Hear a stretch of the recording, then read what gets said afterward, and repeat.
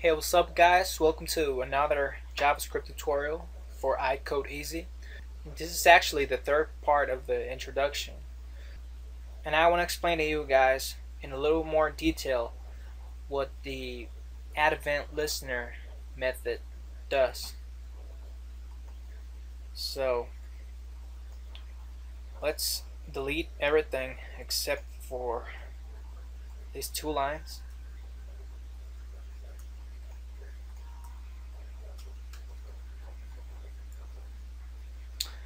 Okay guys, in the last tutorial I told you that this last parameter was if you wanted to capture the bubbling phase, but it's actually if you want the capturing phase to occur. Let's create another tag right here so I can show you guys the difference between the false and the true last parameter. So let's create a div tag with an ID of div tag, and let's move this image inside of our div tag.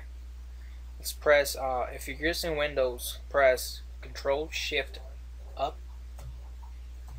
You see it switches line. Let's put some style to this so you can see.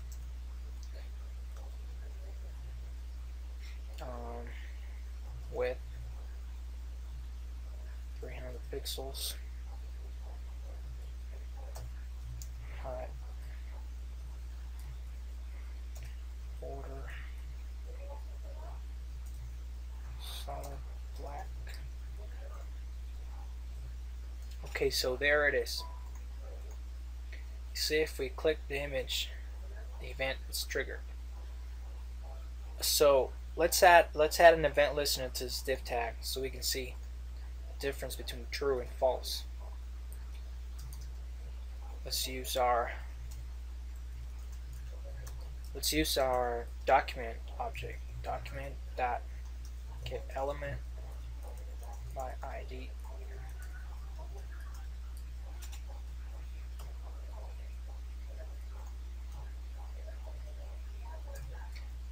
And let's actually copy this line.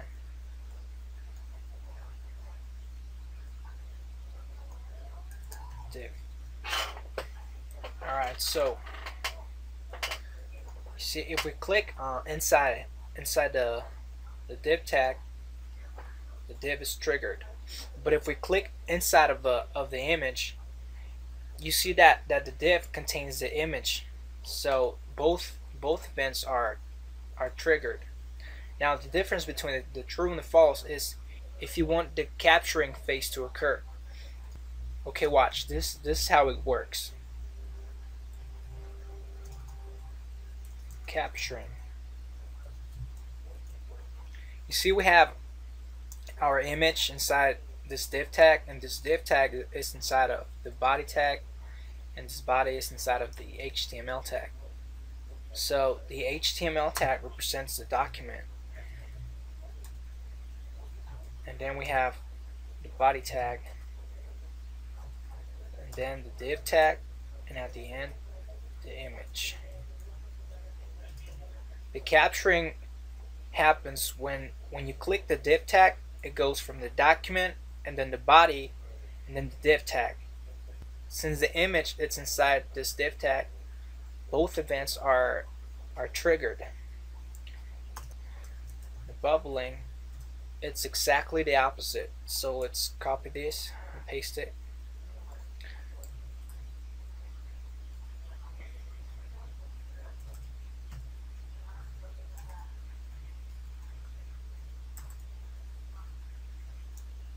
Okay, the capturing goes first. The document, the body, the div tag that you click, and then the image, and then the bubbling phase starts. Starting from the image, the div, the body, and the document. So right here, we are telling that we don't want the capturing phase to occur.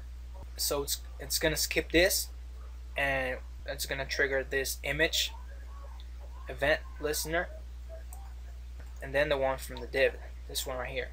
So let's see that. See image and the div tag. If we put true here, what's going to happen is that the capturing phase is going to occur, and it's going to go from the div and then the image. So let's see that. You see it, the div tag goes first and then the image. Div and image, because capturing it's set to true. Now if we put true here, it's going to be the same, because image is the last object in the document object model. The difference is if you put true here in an element that contains another element, like this one. See, it's the same result. Okay guys, I hope you understood this capturing and bubbling effect. If you have any questions, feel free to ask, comment me, or email me. The email is in the description. Subscribe and like. Thank you guys for watching. In the next video, we're finally going to start with the memory game. So stay tuned.